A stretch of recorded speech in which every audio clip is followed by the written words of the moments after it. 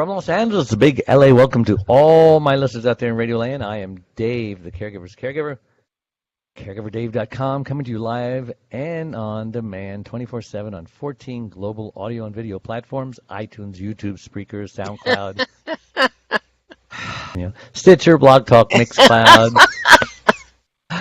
Listen Notes, Blueberry, Player FM, Podcast.com, VIP Internet Radio, and Facebook Live. Hey, I'm getting quicker. And also at CaregiverDave.com, voted number 2 of the top best caregiving podcasts of 2017. And we have an exciting interview planned for you today, or we did until they didn't show up. Sometimes that happens, a little miscommunication, emails that are never received, etc. But I still have my lovely co-host, founder of Adrienne.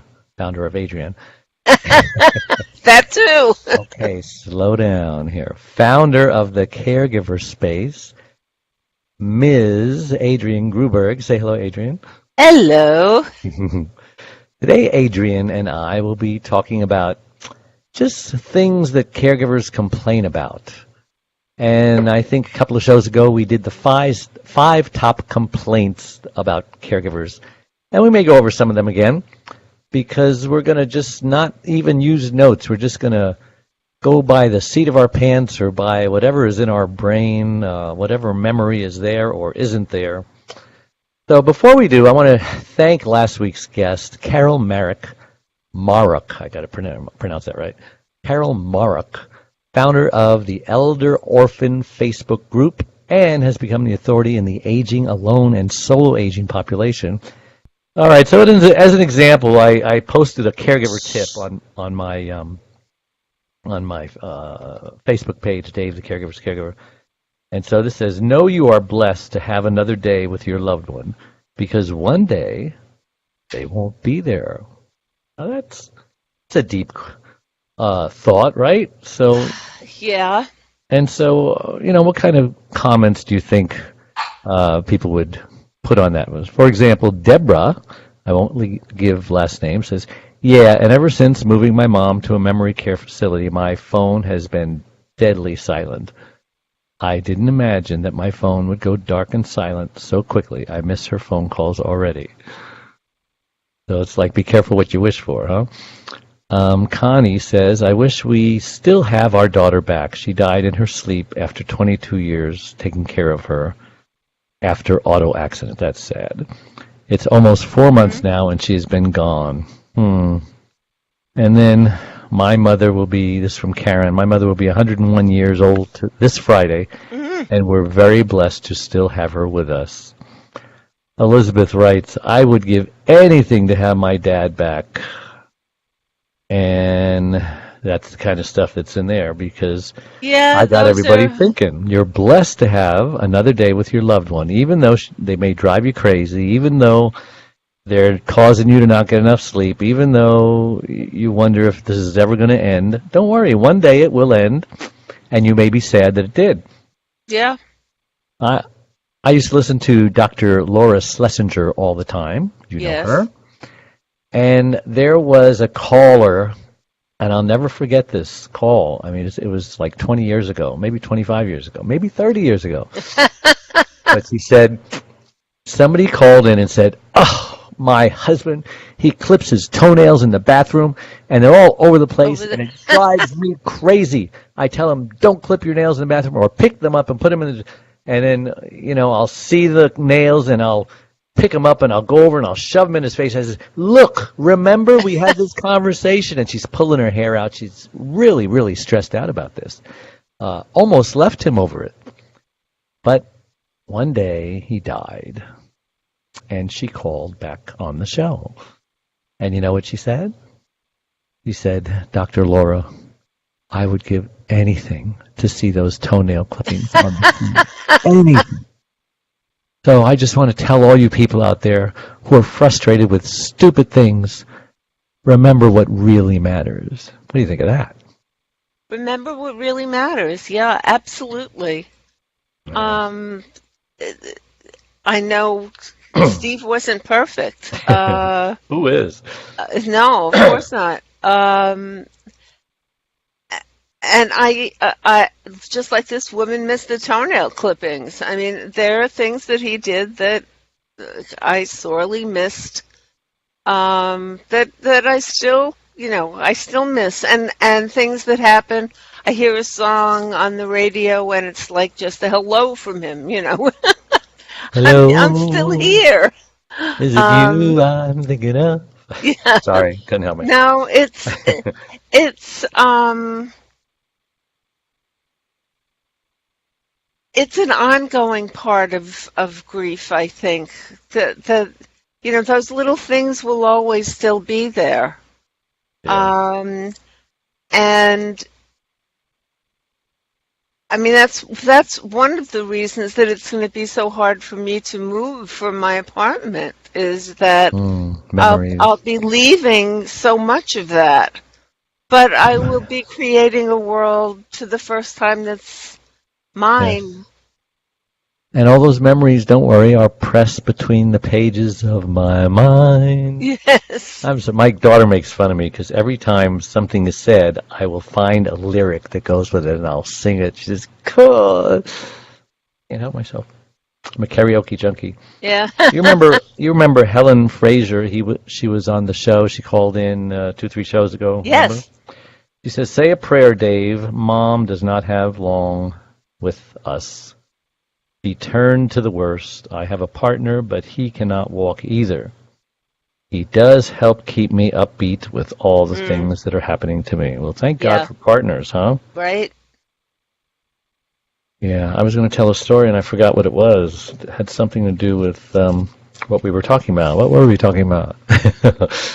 We were talking about toenail clippings. Oh, yes, thank you. I'm so concerned about my memory because I forget a lot of things, but everyone says that's normal. It's Our brain normal. cells are dying. When you should worry is when you not when you forget something, but when you can't remember what you forgot, because Mm, we ultimately, eventually remember it what we were comes trying. back. Yeah, Yeah. that means it's there. It's just misfiled a little place. But when you have Alzheimer's or dementia, it goes down this black hole, never to be seen again, and you Mm, never remember it again. And so that's when you should be concerned. And fortunately, I haven't had any of those experiences yet. But what I was going to say was that my wife, I guess I'm not perfect, complains about me and really? that I leave my clothes that I take off wherever I happen to be. Hmm. And it just frustrates her like the toenail clippings of the other guy.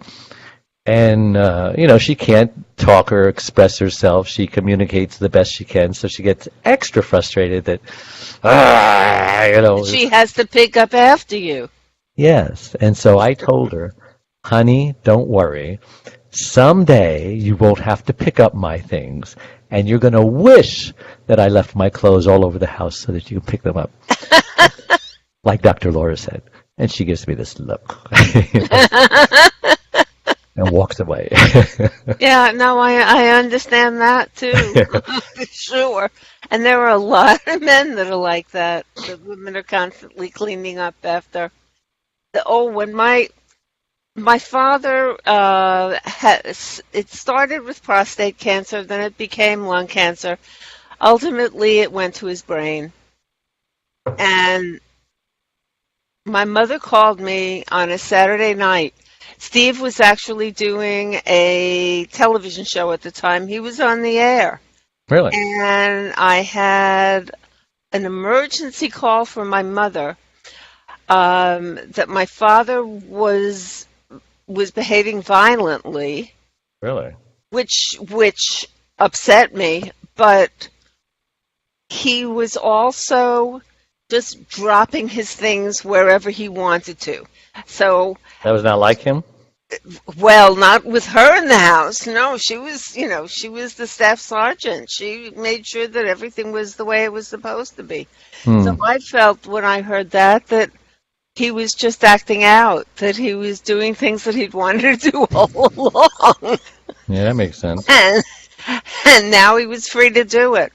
And I would say about 2.5 weeks later he passed, but because it had gone to his brain. But I think men are more hardwired to do that than women. You think? I at least keep my things. If I drop something, I at least drop it in the closet. You know. Yeah, I have a problem. Everything should have its place and a place for everything, and that way you will always be organized, and Yes. I'm always cleaning up after myself, and it's great because it looked like a mess, looked like a cyclone hit it. My car is the same way. And then it slowly starts with one item, and then another item, and then another item, and I'll look and I'll say, no, that's not going to happen again. I'll put them away. But Uh-huh. somehow something happens, like we have to go away and just throw everything on my pool table, and it happens again, and again. Uh-huh. I was going to clean it up yesterday. We're talking about being unorganized and being organized. Caregivers are so unorganized, as a rule, and and I looked at it and I just didn't know where to start. It's like, okay, I'll start with this, and then I'm holding it and I'm looking around. Okay, where do I put it? And I end up putting it somewhere else. I'm just moving this Just stuff from putting one it. place You're to moving another. it. And I said, what's it? So I opened my filing cabinet to file something, and my filing cabinet is so packed I can't get anything in there. So I said, okay, that's got to be cleaned out first. So yesterday I spent, an hour and a half just going through every single file from A to Z. I don't need this. I don't need this. Look at how much space this is taking up. Okay, so now my filing cabinet is probably got rid of half of the stuff in there. So now I can Did you fit get stuff in rid there. of it, or did you put it No, in the trash. record boxes? In the trash. Well, if I think I'm not going to need it again, then I just throw it away. Toss it. Yeah. And I try to say, if I haven't touched it in 1 year, then we probably don't need it. And if you do need it, maybe you can go to the store and buy it really cheap because it's taking up space. And of course, 1 week later, you always say, oh, I need that thing. Where is it? Oh, I threw it away. Right. So, well, go to the store and buy one. They're not that expensive, so I do. And it's just, we're such hoarders, I know that I mean, this is a tip for anyone, of course. I need to have my taxes from 2017 taken care of by the 15th. Yes, and I got to mail mine by the 15th, too. Yeah. So I have all of my bank statements, and I realize... You use Quicken, something like that? Use QuickBooks, and yeah, okay. I realized that, from my American Express and bank statements, I don't have to keep them. The bank keeps them. I can get them whenever I need them. Well, I wouldn't trust that because sometimes I request even a copy of a check from the bank, and I click on the button and it says, sorry, this check not available. And No. I did have to give American Express a day's notice for them to be able to get the info, but they have it. As long as they don't have some major crash or fire and all their records are born. Hopefully they're backing it up everywhere. Mm-hmm. So yeah, that's good. And taxes, I mean, I just wish that we can just do our taxes on a little postcard and say, okay, here's the money I made. I'll pay 10%. Leave me alone. I don't have to pay a CPA thousands of dollars. You know how much it costs to do my tax return? You won't believe I'm mine. personal. I have a corporation. I have an LLC, and he just gets. I don't want to. He might be listening. Do you have a 501c3? I don't. I've considered getting one. Tell me the benefits for and against. How expensive is it? How much work is it? That you can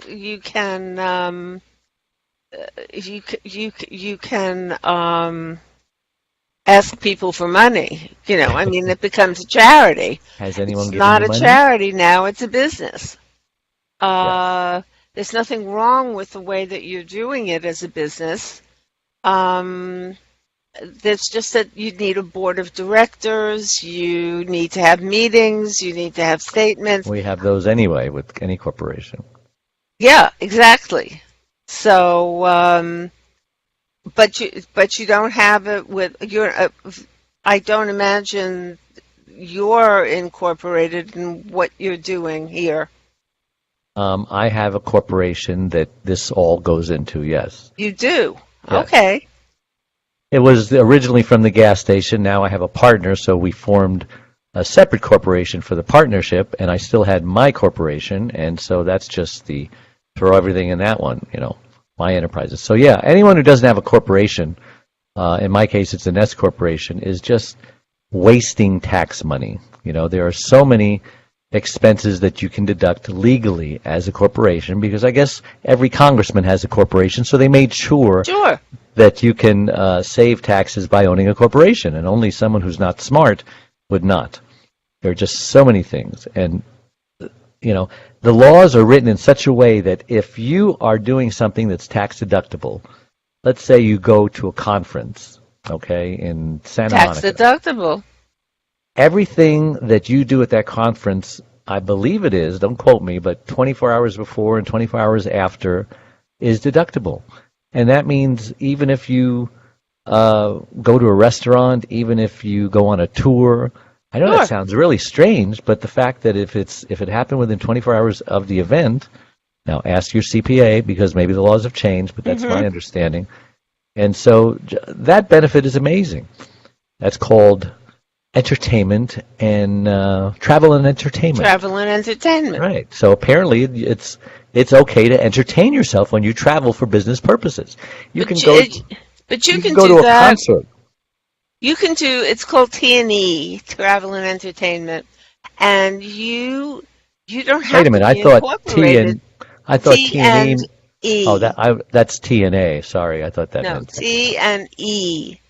I know. You know what T&A means, right? Yes, of course. Okay. D? Yeah. Okay. No, T&E. Yes. You can do that on your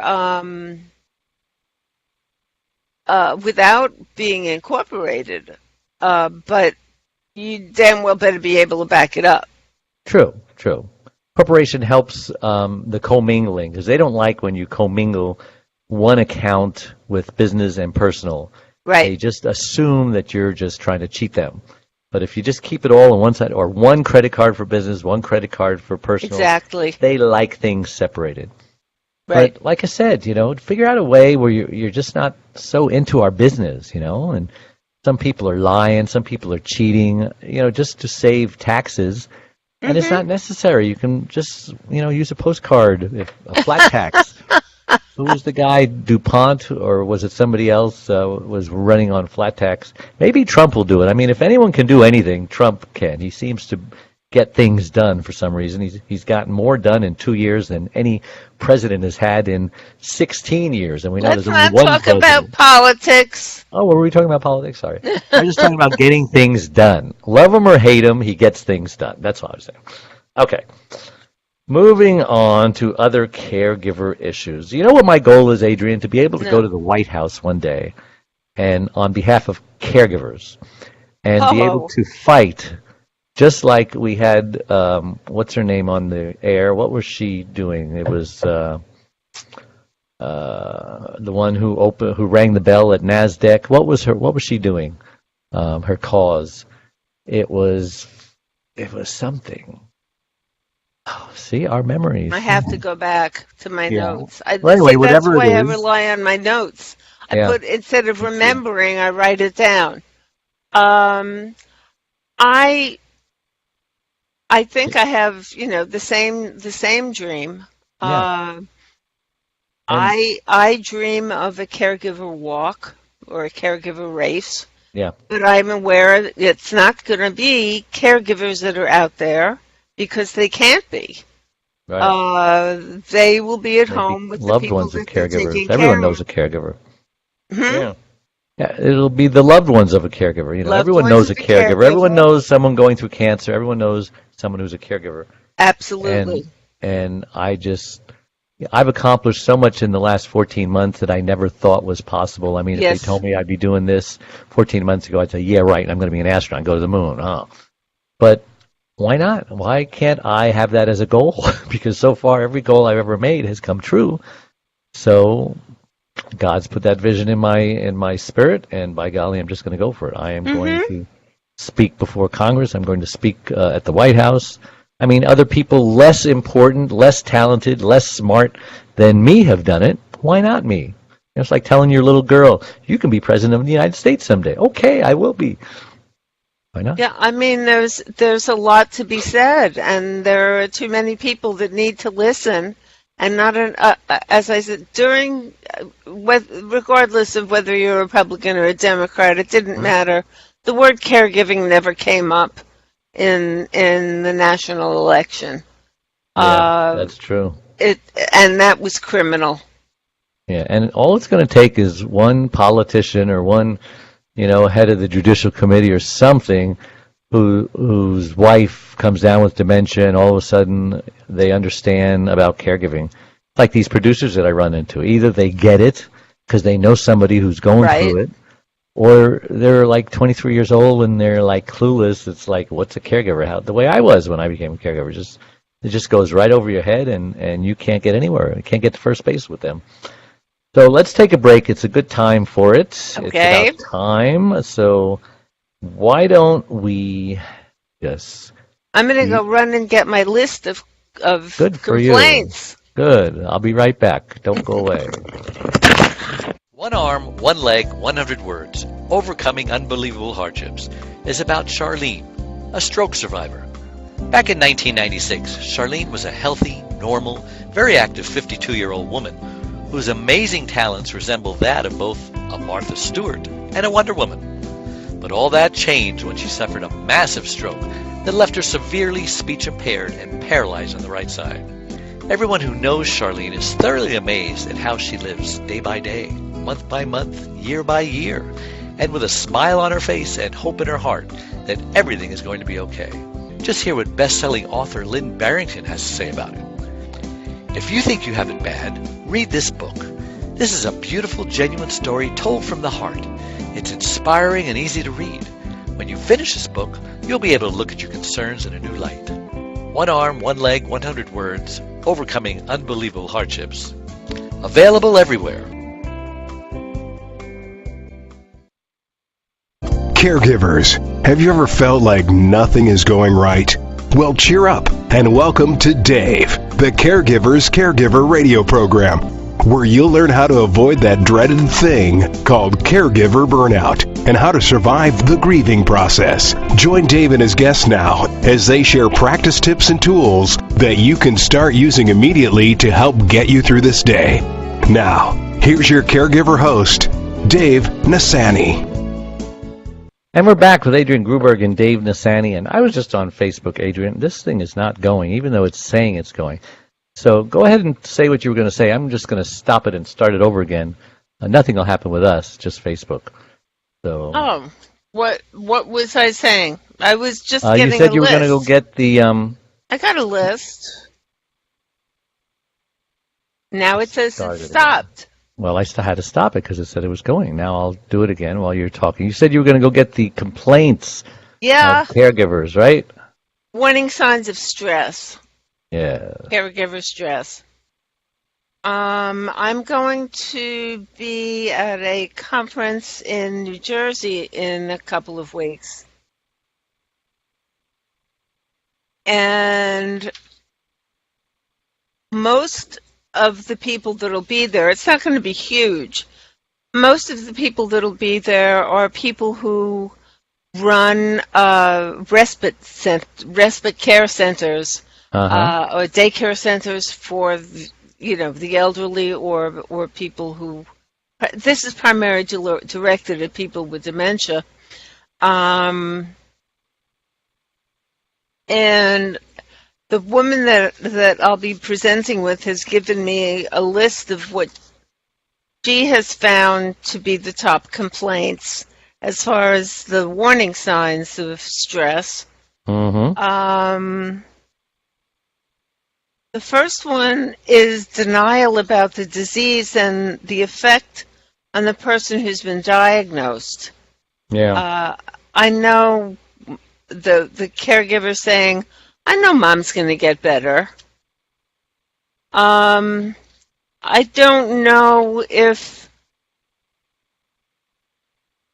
that is, I don't believe that's honest. I don't think there may be people who immediately think that Oh yeah, mom will get better.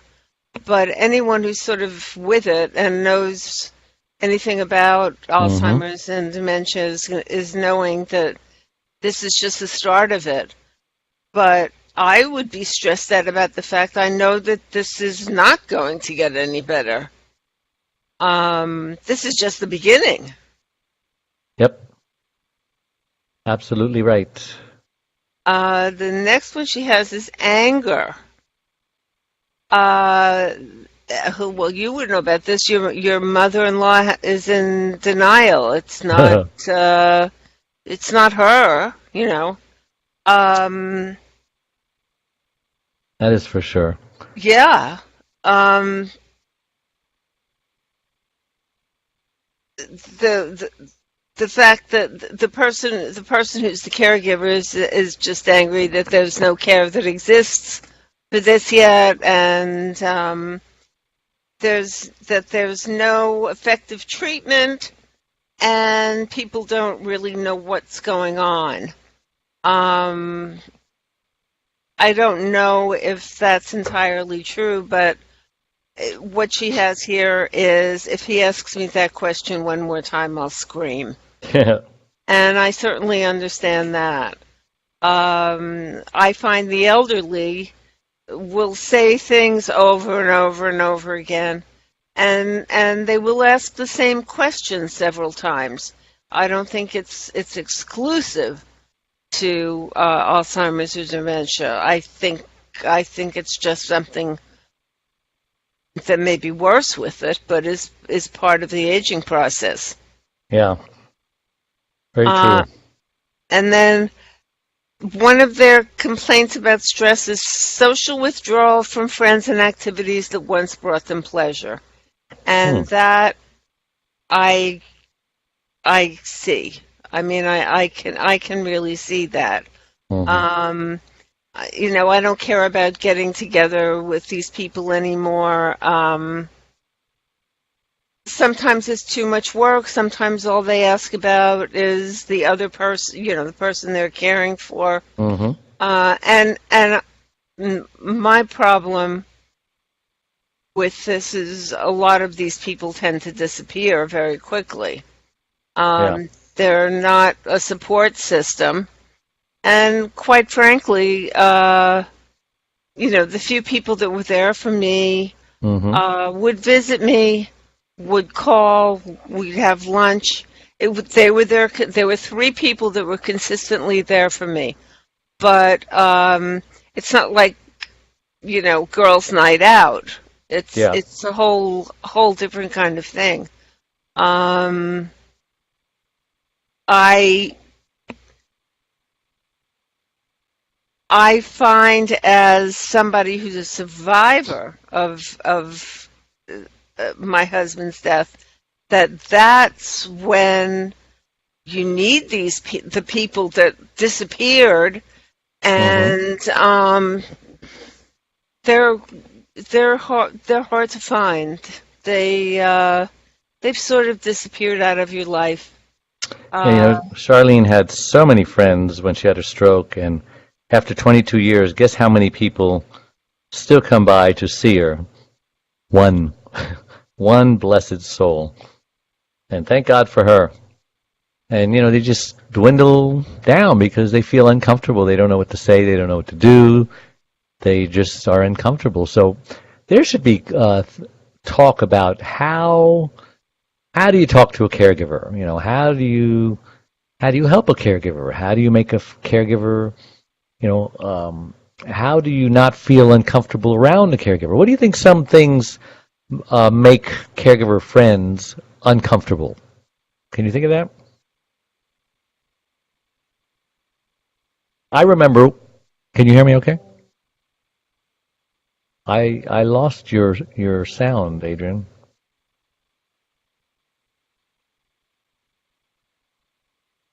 I cannot hear you. Can you hear me?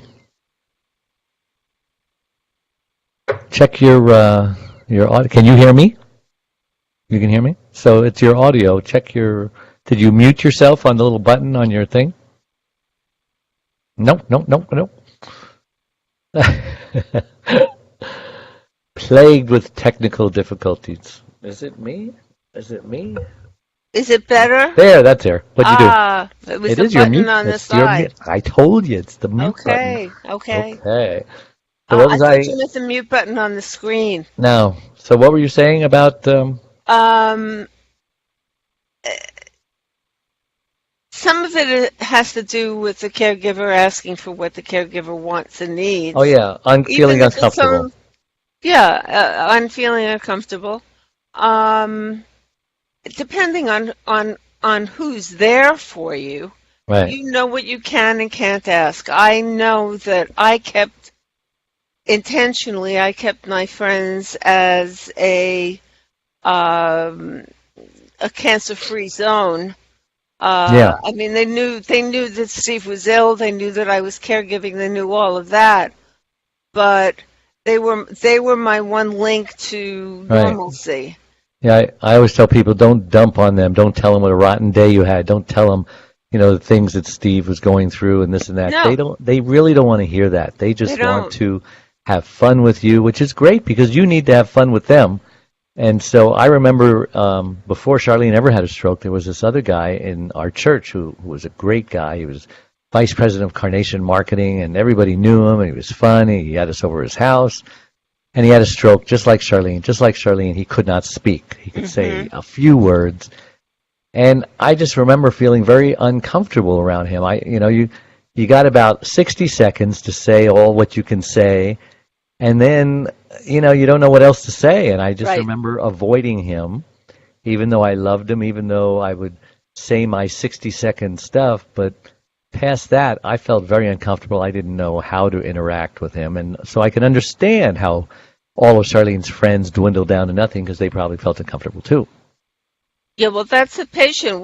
You and I are talking about how caregivers relate to their friends.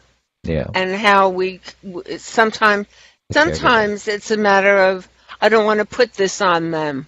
Yeah. I don't want to ask for help. I can do it all by myself. Yeah. And that is a big part of the caregiver's problem is they'll only let me do it. I'm the only one that can do it. Right. No matter what you say, you can't help me. That doesn't mean that they can't go out and buy groceries, that they couldn't couldn't have arranged for a housekeeper to come in to help you one day a week every now and then. I mean, people start to shut themselves down from all the possibilities that are out there. And I don't care how many books are out there. I don't care how many times people will see us talking or anyone talking about this. They are hell-bent that they're the only ones that can do it. Yeah, and what you said got me thinking about, okay, well, how did I interact with his caregiver? And that was his wife. And there's a lot of responsibility on caregivers because she was not very open. I would ask her, so how are you doing? How is he? Oh, he's fine. Oh, he's fine. I'd always get the pat answers, the short answers. And when I would ask probing questions, I never got them answered. So she wasn't a very open woman. I think she was a very private woman. And so she wasn't going to let me know. But did you ask her how she was? I did on occasion ask her, how are you doing? That's what caregivers need to hear because everybody's always asking about the patient. But I was getting the pat answer, oh, I'm fine, oh, I'm fine, oh, I'm fine, even though I hear from her kids, who are adult kids, she's tearing her hair. that she wasn't fine. So she wasn't going to be public about her not being fine. So, you can't help someone who doesn't want to be helped, and you can't bond with someone who doesn't want to bond, It's really, I remember, just watching movies from the 50s of people showing up from next door with a meatloaf or a casserole, or nobody does things like that anymore. Nobody makes meatloaf anymore. but people do not. People don't. help in quite the same way. Number one, people are much busier than they used to be. Just practically, it's a fact of life that in order for them to survive, their lives are more difficult than they used to be. And they can't be as friendly and forthcoming as they might have been in the days when all the wives sat on the stoop and all the husbands went off to work. That's not the way things are anymore. The wives go off to work too. Yes, that's so true. It's a whole different world, and I think that's why in our community we have to get people to start volunteering a little bit more, because there's food for seniors, there's food for people who are sick. Nobody is catering to the caregiver and their families yet. Right.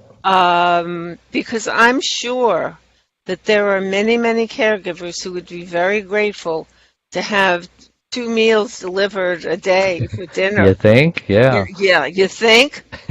Or pizza. Just go and buy a pizza. Or pizza. I mean, the number of, just the pure numbers, which people don't seem to be able to comprehend. Yeah. The pure numbers are startling and overwhelming and almost crippling, because it's like, okay, now I know I can't do anything for these people other than what I'm doing. You know, right. I can't start a bank and take in money and start. How do you decide who's going to get the money? How do you decide who's worthy? You know, who's the hardest case? It's very difficult. Yeah. So I can only be there for everybody. Yeah. There's a lady, Magdalena, who's watching, and I encouraged her to call in, left the number. But I don't know if she's shy or not. All she has to do don't be shy, Magdalena. All she has to do is dial 888-240-2560 and then punch in the ID number. Oh, we're easy to talk to. 804-607-919. I wrote it down on the post. So anyone out there who's listening, don't be shy. If you're a caregiver, you've got some frustrations, you've got some questions, you've got some problems, you've got some things that you want to vent, get it off your chest. You know, anyone who keeps things inside, it like rots the bones. You know, that's what causes cancer. That's what causes ulcers. That's what causes colitis. Get it out. It's like flushing the toilet, you know, just vent. Vent. And then you feel so much better. You know, when my wife was frustrating me so much, I had to sit down and I wrote her a letter. And it was a letter saying, you know, I'm not feeling any love. I'm not feeling any appreciation. I don't think I can be with you anymore. I'll take care of you financially, but I just can't be with you. Right. I felt great after I wrote it. Yes, I felt like a piece of crap if I gave it to her, so I didn't give it to her, but I just filed it away. It's still in this filing cabinet. I was just reading it the other day, and I took a picture of it, and then on one of my talks, it was on the PowerPoint. I says, "This is the letter. This is the actual letter I wrote my wife." I mean, for me, it's journaling. Yeah, being able, it doesn't have to be that letter. You can write it as a letter if that's more freeing. You know, if you're writing it directly to the person that you're taking care of, that you're penting up all this anger about, then by all means write a letter. But journaling and just any kind of writing in itself just gets it out of you instead of it festering inside. And you don't have to be a good writer. I mean, when 12-year-old little girls were writing in their little diaries, their pink diaries with the little locks on it, so they can't write. You know, I'm sure there are a couple who could, but I mean, but they're talking about their experiences and what they're going through, and you know, teenage angst and bullying and all the different things that are going on. Get it out. And some people do it in the morning because they wake up angry and they just write what they're feeling early to freshen themselves. And then some people choose to unload at night. I unloaded at night. Veronica has a question. She says, as a caregiver, I hate when people say to me, well, at least you still have your parents. How should I respond to that, she says. Veronica, give us a call. Let's talk some more. At least? Yeah, at least you still have your parents. So I'm assuming that you're caring for your parents, Veronica. Give us a call and clarify. Clarify, yeah. Because I told you what the number is, right? I'll put it down again for you. The number is 888-240-2560. 888-240-2560. And you got to punch in a 9-digit number, 804-607-919. So give us a call so we need more information to answer your question. We want to answer it. I mean, sometimes it's even, depending on the condition of her parents, if she's caring for two people who don't know who she is anymore, it could be awful. It's like telling, okay, I'm caring for my parents. They're elderly. They're driving me crazy. They fight with each other. I don't know if this is the case. I'm just making up a story here. Sure. They don't know who I am, and I have to change their diapers, and I told my friend about all this, and you know what she said? Well, at least you still have your parents. Yeah, well, at least you still have them. How do you respond to that? Yeah, how do you respond to it? There's no, it's like when people just that's like one of the dumb things that I someone see, I understand. No, you don't understand. If you haven't been there, you don't understand. Even if you're that 1 degree of separation that I believe that everybody has with a caregiver, you don't know unless you're it. That's for sure. It's not easy. Veronica, give us some more information. We want to help you. Yeah. What's really tough is when you're caring for your parents and there's that role reversal. All of a sudden they are children. They are acting like 6-year-olds.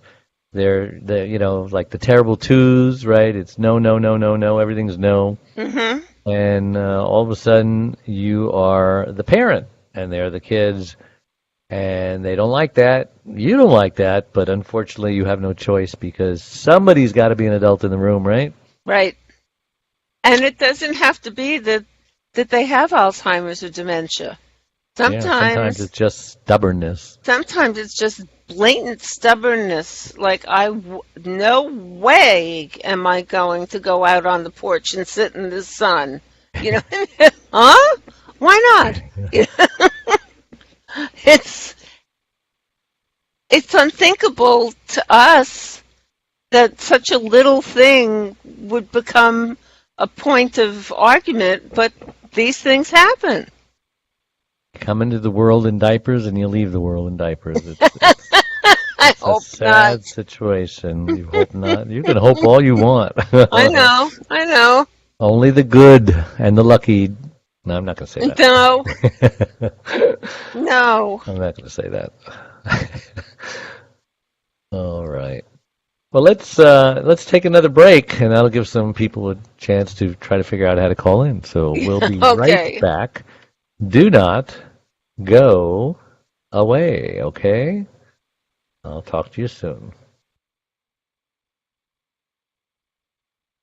Welcome, caregivers. Thank you so much for finding your way to our community of loving and supportive caregivers. We as caregivers understand and know the day-to-day feelings of guilt, fear, and loneliness. But guess what? There is hope.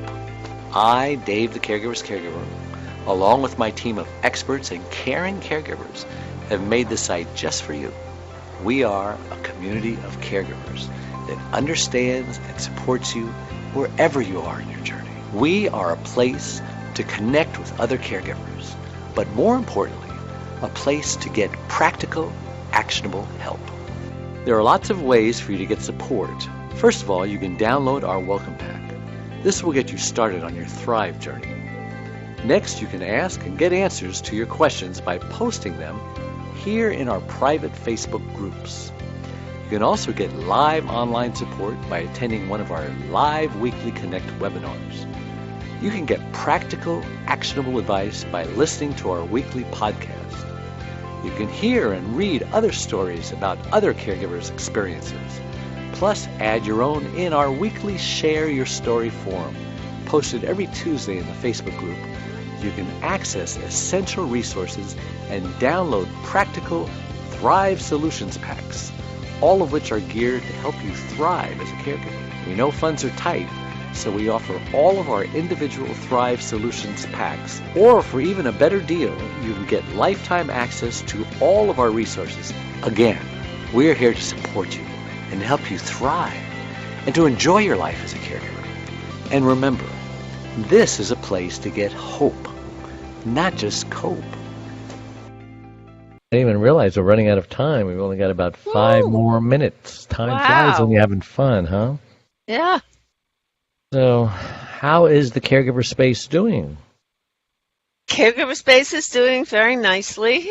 Had a slight change in format, but the guts of it still there. What kind of format? Well, it's just visual. It's just a visual graphic. We reworked the space so that some of it's easier to use. But it's easier and easier and easier. That's your goal, and that's the goal, to make it easier and easier and easier as it gets deeper and deeper. Yeah. And to really focus on audiences that are not getting the kind of help they need, like young caregivers that are grossly neglected. So, we have a caller before we go. Sign off. She signed off. Oh, no, I didn't. Oh, no, there you are. Hi, so what's your name? This is Veronica. Yay! Hi, Veronica. So did we get it right about your parents? Yeah, it's like that. I have 2 parents, and they're both in dire straits, which has me in dire straits. I don't know if dire straits is the right word, but quickly, I was caregiver for my 87-year-old blind father who has a diagnosis of cancer, and he was living in another state. And I moved him in with me 2 years ago, so he was living with me. And I also stay in close proximity to my mother, who suffers through neuropathy and COPD.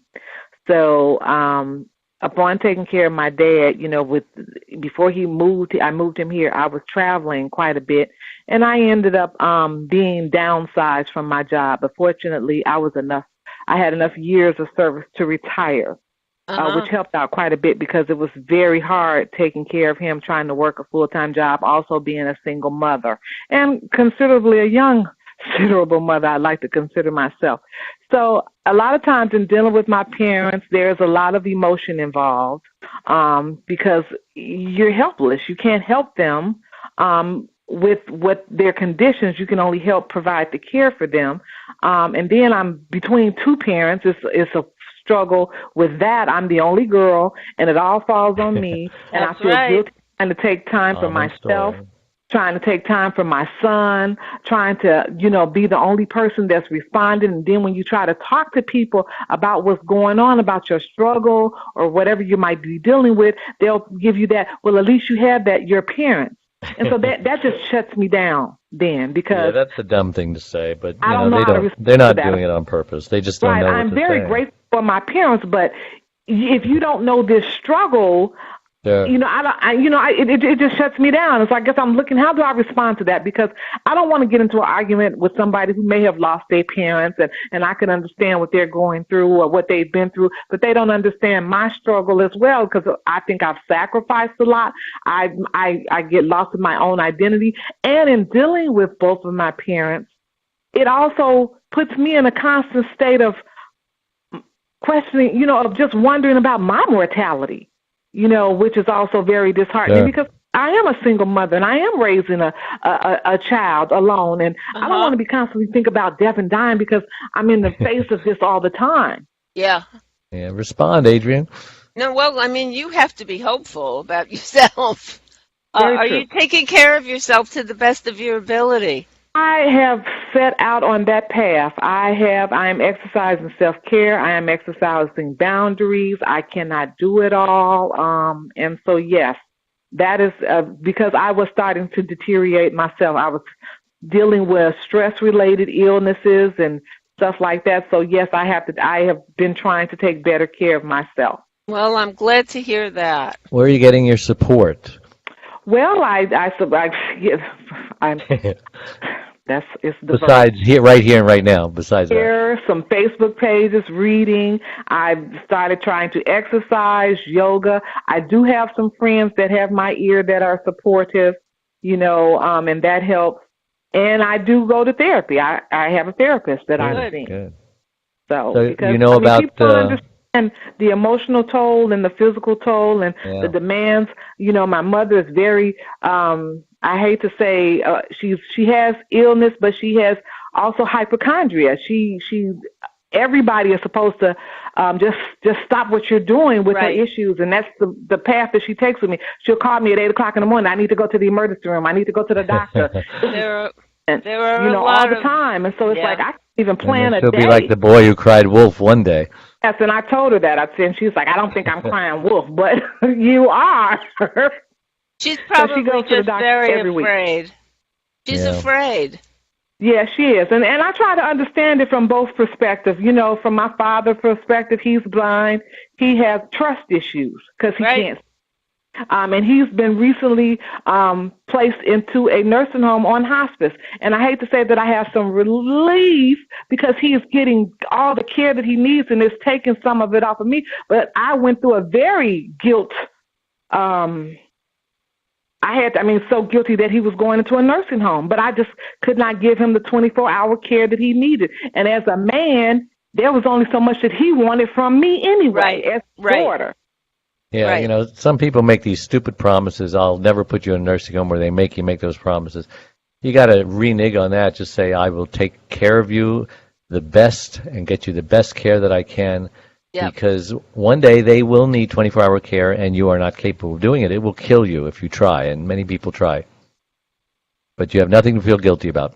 No, and the guilt is something that they put on you.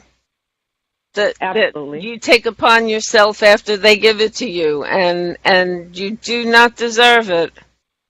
Well, it also just comes from years of catering to my parents. The way I grew up catering to my parents, I've always catered to my mom. My dad did move away, and he hates that, he blames me for bringing him back here, bringing him to take care of him. So he's mad that he's even here, you know. Well, you wouldn't be able to help him if he wasn't here. And that's at the end of the day, pretty much how I lost my job. He lived 900 miles away. I had been down where he was like 4 times in 2 months, and I still was a single mom. And I know I used FMLA and all of that, but when it came time to make the budget cuts, of course, I'm the weakest link.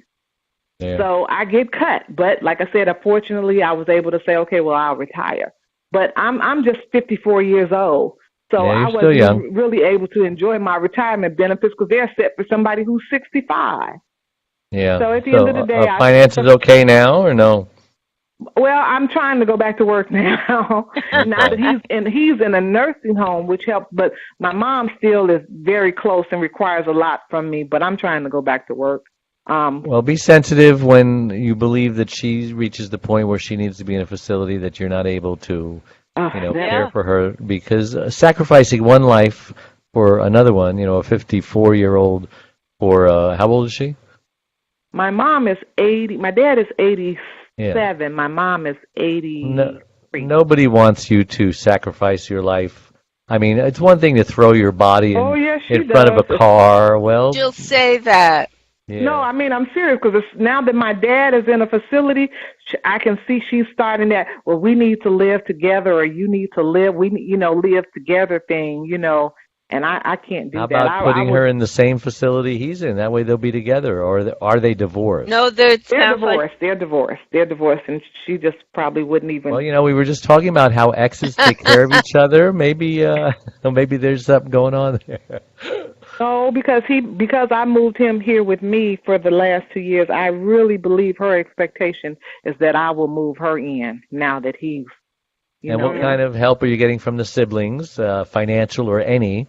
I have one sibling who doesn't respond at all, and that is a great stressor for my mom because she's concerned as to why this sibling doesn't even call or come around, and stress aggravates her illnesses, and then I'm having to deal with her illnesses related to stress that she's having about her sibling. I mean, that's her son. I mean, yeah, I can understand that. And then I have another brother, and he works, and he's supportive as much as he can. I mean, he works and has a wife and a family, but, I'm the daughter, so it's looked on as if it's me, my responsibility, such a great honor for me to be able to take care of my parents. So why do you think the one sibling, the first one, doesn't come around? I have no idea. He has his own issues. No clue, huh? And I can't speak for him. Does he have kids? I think it's totally unfair, but, I can't, Does he have kids? For him. Does he have children? He has grown children and grandchildren, and he doesn't have a relationship with them either. Well, gee, I wonder who's going to take care of him when he's 85 years old. It's his wife, because that's all his response. They work. They have to go to work. They don't have time to do anything. They work. Yeah, I'm so sorry for your situation, Veronica. Yeah. Veronica, right? Yeah. Victoria? Yeah, okay, Veronica. And it's a common one. You're in the same boat, so all we can do, this won't last forever. One day, we were talking earlier on the show that, you won't be a caregiver. And some people are happy about that. Some people become depressed about that. Yeah, I've fought with the depression and the stress. I still think I battle with some depression regarding it because, I said, there's so much that's not in my control. When I had moved my dad here, I knew my dad had been blind and he had lived on his own, very independent man. And it was hard for him to move here and to give up his independence. Well, I didn't try to take his independence, but to just see him in his blindness. I had never really saw that. And that was very emotional and hard for me. I altered my house. I altered, I would he had a caregiver come in that would do the bathing for him because he didn't like for me to do that, and understandably so. And some things people don't understand. It's just not in my DNA. I'm a nurturer. I'm a codependent, but I can't deal with. Even when my son was little and he would get nosebleeds, I would be standing in the door. Did it stop? Is it? I'm just not one of those people that can deal with people when they're sick like that and stuff like that. And people think, oh, well, you have to. But it's like, would you go to an auto mechanic for a brain surgery? You just wouldn't do that. I mean, so some of the expectations were just more than I could deal with, too. I deal with them as best that I could. It's even hard for me to go into the nursing home to see my dad. Well, it sounds to me like you're recognizing all your problems, which is a good part of it. It is a good part of it, but just trying to press through them and like I said, not deal with the guilt. Yeah. That should be your mantra, okay? And read my book. It's My Life Too, Reclaim Your Caregiver Sanity by Learning When to Say Yes and When to Say No. Let the Caregiver Space visit the Caregiver Space, .org. Let that be your support. They've got some smaller groups there on Facebook, the Caregiver Space community. Certainly have daughters taking care of parents. Yep. I've got my Facebook page, Dave the Caregiver's Caregiver, which is what you're on right now, I think. Right, yeah. And my website is caregiverdave.com. It's a membership site, and all my content is there. I've got 5 minutes of Dave's Hammock Wisdom videos. I've got over 200 of these shows. I've got just everything. So that's called support. Yeah. Thank you so much for calling in. We appreciate it. And look for us next Tuesday, 1 o'clock Pacific. It's a great show. Thanks again for tuning in, and thank you, everybody. Adrienne, I think we already gave your website, thecaregiverspace.org, and Adrienne at thecaregiverspace.org, and I'm caregiverdave.com, and that's my one-stop shopping. So thank you all for tuning in. We will see you next Tuesday when 1 o'clock Pacific, 4 o'clock Eastern, and 3 o'clock Chicago Central. Great. So bye-bye. Bye. Bye.